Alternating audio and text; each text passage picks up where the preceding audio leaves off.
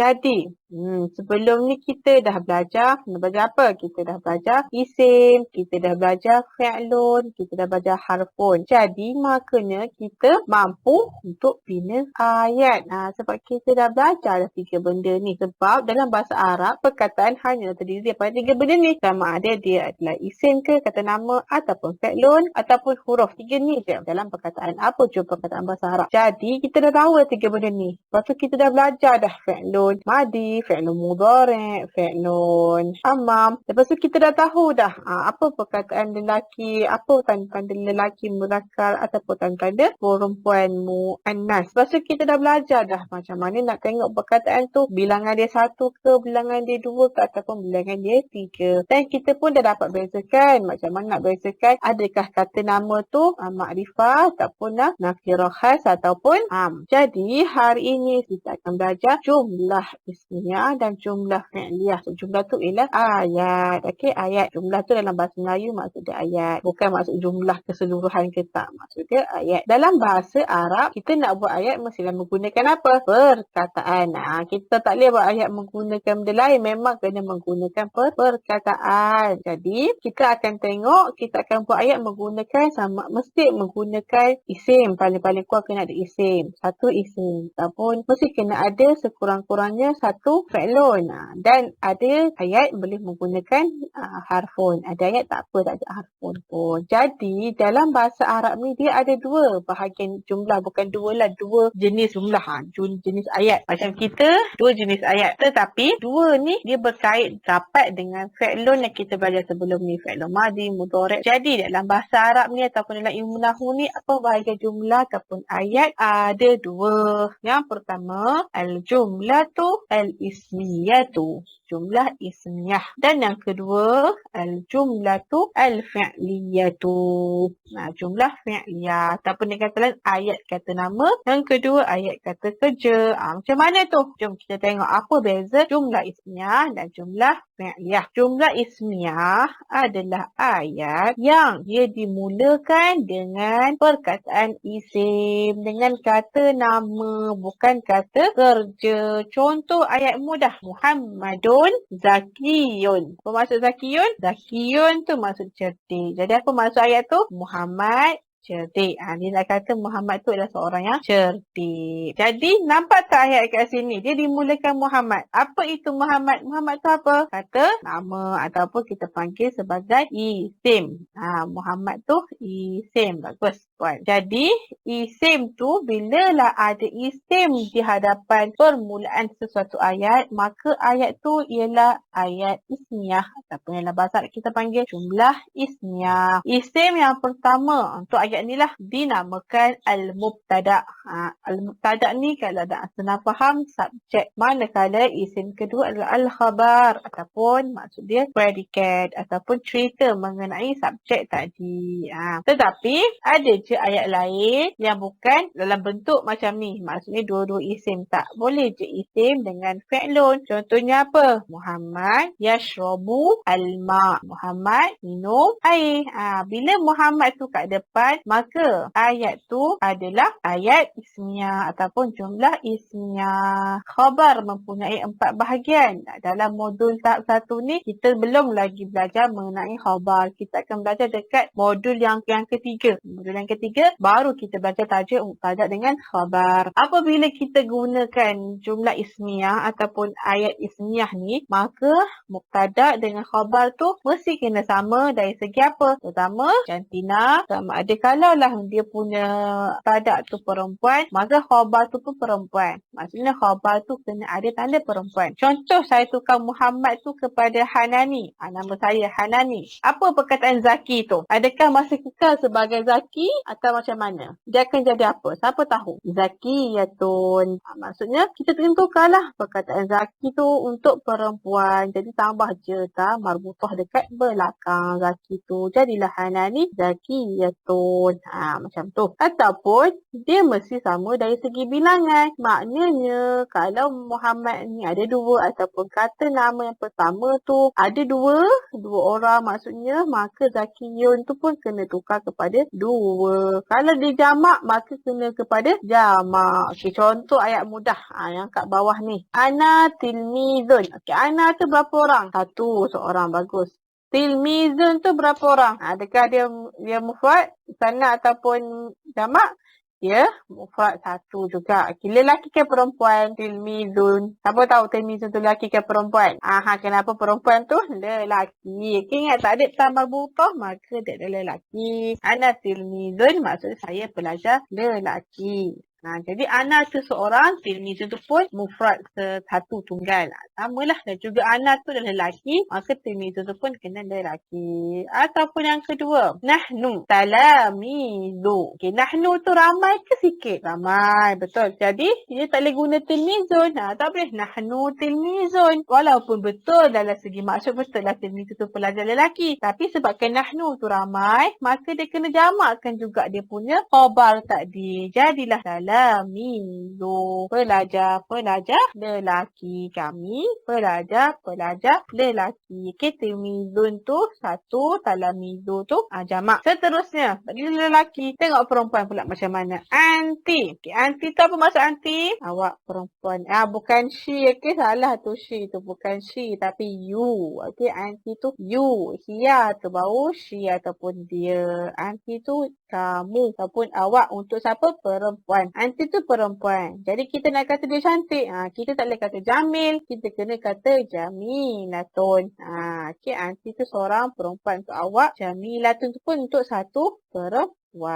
Okay, hum mudarrisuna. Okay, anti jamilatun tu kamu cantik ataupun awak cantik. Awak seorang yang cantik. Itu maksud dia. Hum. Apa maksud hum? Hum maksud dia adalah mereka. Dia adik-beradik dengan huwa, huma, hum. Mereka ataupun dia. Tadi tu hum tu mereka untuk ramai. Okay, hum tu maksud dia ramai. Mereka. Mereka bukan kamu semua. Tapi mereka semua. Okay, hum tu maksud hum. Mudarrisuna. Mereka semua guru. Mudarrisuna tu guru-guru. Guru yang jamak. Ada waw nun. Guru lelaki yang jamak. Mereka semua guru lelaki. Jadi hum tu jamak ataupun kita panggil ramai. Mudarrisuna tu pun kena jamak. Okey, tilmizun ni. Kalau dua, macam mana tulisan dia? Tambahan apa kalau dua orang pelajar lelaki? Tambah apa? Tilmizani. Buat alif dan nun bagi itu maksud pelajar. Itu adalah jumlah ismiyah. Seterusnya, kita ada apa selain jumlah ismiyah? Kita ada jumlah fi'liyah. Apa maksud jumlah fi'liyah ni?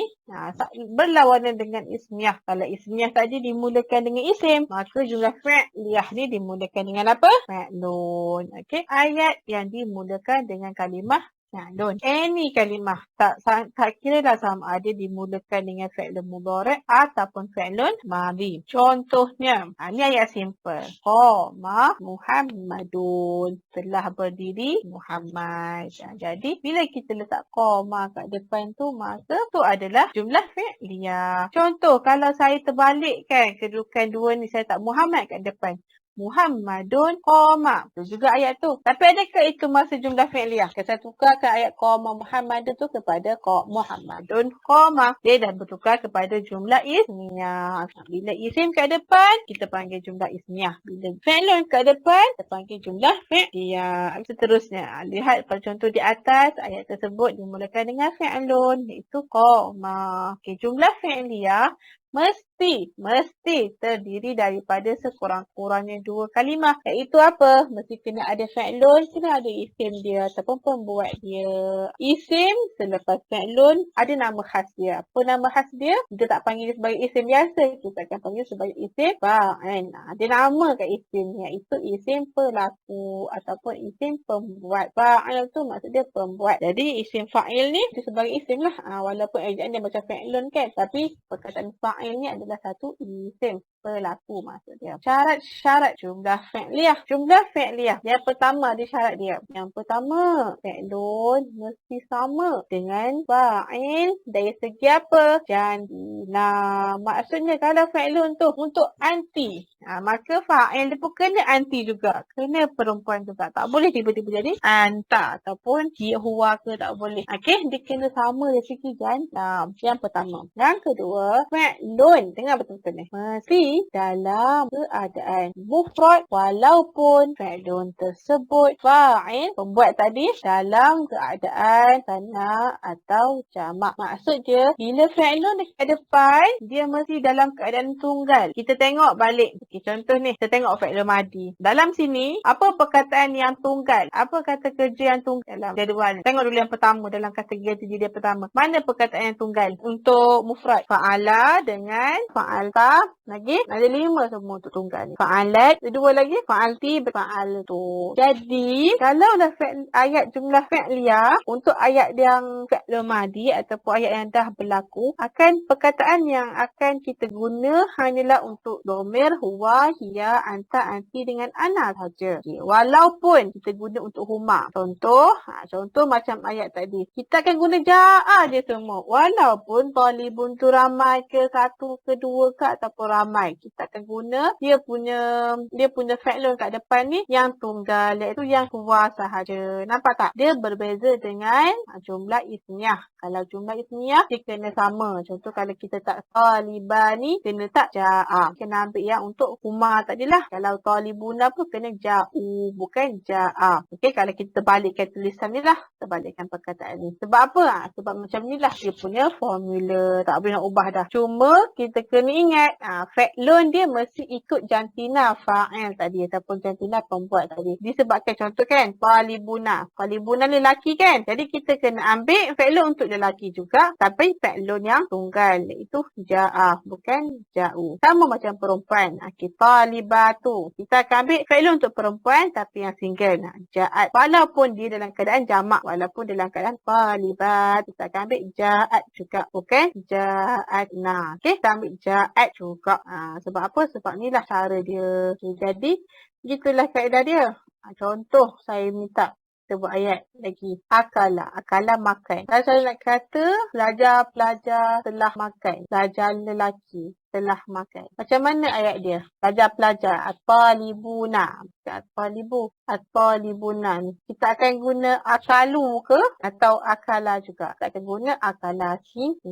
Kita tak akan guna yang plural punya. Walaupun dia punya fa'il tu adalah plural. Tak kira lah sama ada di dalam keadaan fi'lun madi ataupun fi'lun mudhari', konsep dia sama. Bila dia ada jumlah fi'liyah ni, mestilah fi'lun dia tu dalam keadaan mufrad ataupun tunggal. Walaupun fa'il dia tu jamak. Cuma apa yang dia ikut hanyalah dari segi jantina. Maknanya kalau lelaki, dia akan ambil yang single yang lelaki punya lah. Kalau yang perempuan, dia akan ambil single yang perempuan. Sebab tu peraturan dia. Dia kekalkan, akan singularkan ataupun dia akan tunggalkan fi'lun ni. Dia tak akan ikut. Yang ikut hanyalah jantina dia saja. Tu kaedah dia. Kita tak tanyalah kenapa. Sebab tu kaedah dia. Tu syarat dia. Mestilah fi'lun tadi, mestilah dalam keadaan mufrad. Walaupun pembuat dalam keadaan musanna ataupun jamak. Dia punya syarat ni ijabah dia. Ijabah ni adalah latihan yang ada. Al-ijabah. Bukan al-adabah tau. Al-ijabah. Al-ijabah tu maksudnya jawapan. Jawapan lah. Apa latihan ni semua? Dia tentukan sama ada ayat ni adalah ayat jumlah ismiyah ataupun jumlah fi'liyah. Soalan pertama. Ana tilmizun mujtahidun. Apakah ayat ini? Jumlah ismiyah ke jumlah fi'liyah? Jumlah ismiyah. Ana tu adalah isim. Apa maksud dia? Tilmizun apa tu tilmizun? Pelajar. Mujtahidun yang rajin. Pelajar yang rajin. Seterusnya nombor 2. Nahnu nadrusu lughatal Quran. Betul ni belajar bahasa Al-Quran. Seterusnya, qama al-ustadu amama al-fasl. Qama telah berdiri ustaz lah amama tu di hadapan. Seterusnya, salwa talibatun pelajar, nasyitatun yang aktif. Okey, nasyitatun tu yang aktif. Yang kelima, Ismiyah. ya, sebab apa? Muslimuna tu apa dia? Muslimat lah. Muslimat lah. Itulah.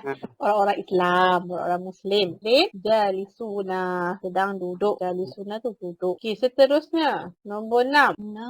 Jumlah ismiyah. Jumlah ismiyah. Apa maksud talibatani? Pelajar lelaki cerdik. Okay, talibatani tu berapa orang? 2 orang. 2 orang. 2 pelajar perempuan. Zakiyatani pun 2 juga. Okey, nombor 7. Jumlah fi'liyah. Dia istaiqadha. Ayqaza abi minan naum qabla al-fajr. Siapa tahu maksud minan naum tu apa? As-salatu khairum minan naum. Apa maksud minan naum tu? Daripada tidur. Jadi maksud dia bangun. Bangun ayah saya daripada tidur sebelum fajar.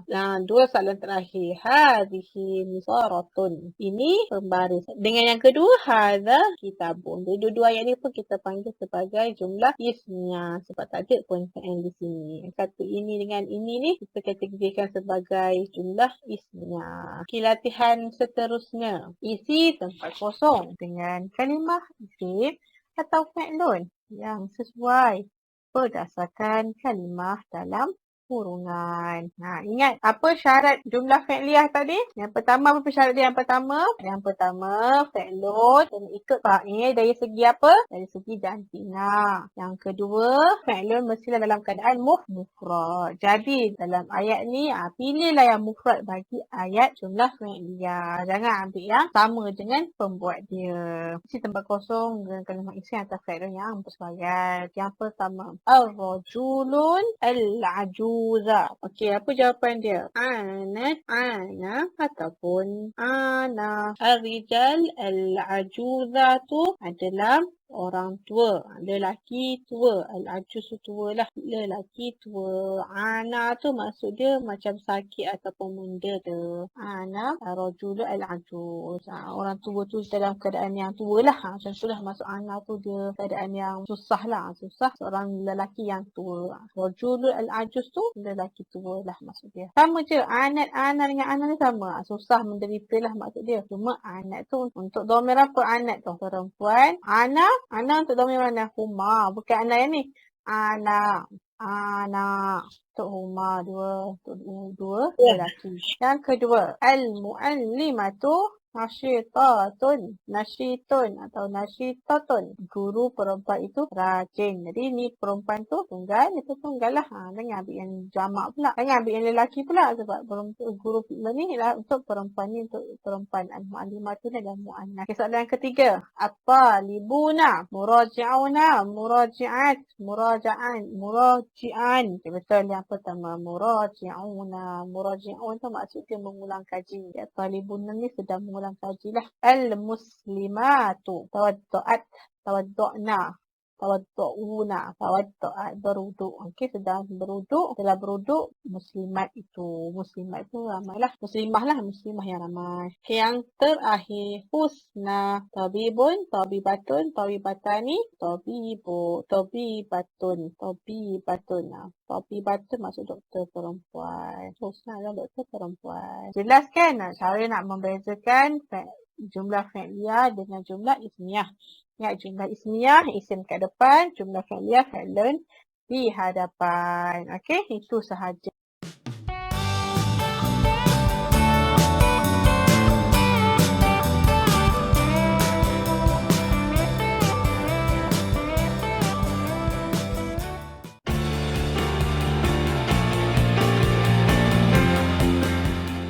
Jangan lupa subscribe, like, comment, and share di bawah ya.